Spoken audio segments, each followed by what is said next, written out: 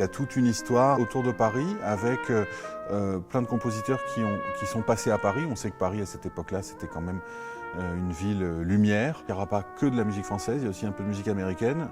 On sait que George Gershwin se baladait à Paris, aimait beaucoup aller au Bœuf sur le Toit notamment.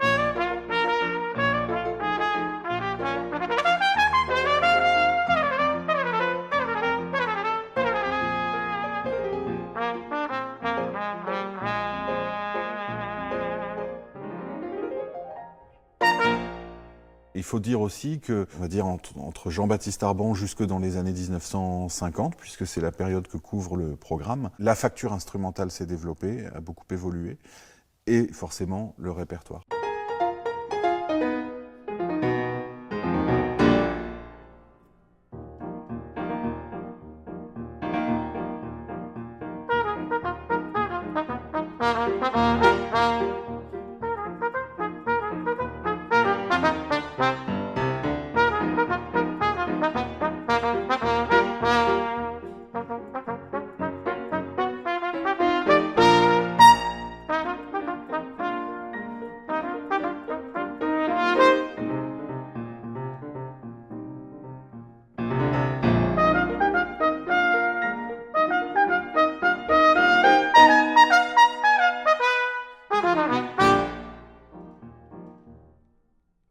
J'ai trouvé aussi, avec grand plaisir, un cornet qui est le dernier cornet qu'a utilisé le fameux cornettiste Jean-Baptiste Arban, le plus grand cornettiste de tous les temps.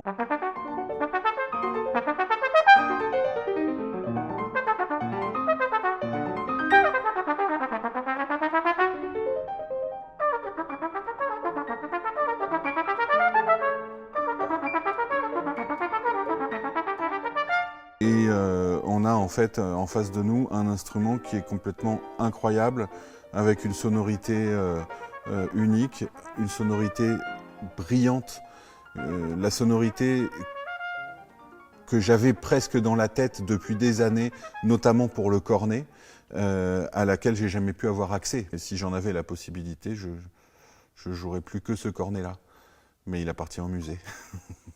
Ensuite, j'ai eu un coup de cœur également pour la trompette qui a été mise au point à l'époque par Monsieur Sabarich, qui était professeur au Conservatoire de Paris, qui était fabriquée par Selmer. C'est le fruit d'une collaboration. C'est vraiment une rencontre passionnante. J'ai appris énormément de choses avec la découverte des instruments.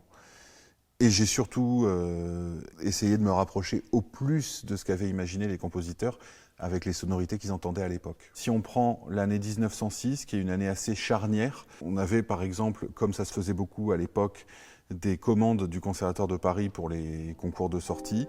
Et cette année-là, c'était la légende de Georges Enesco qui a été imposée. Peut-être, à mon sens, en tout cas, l'une des plus belles pièces qu'on ait dans le répertoire original pour trompette et piano.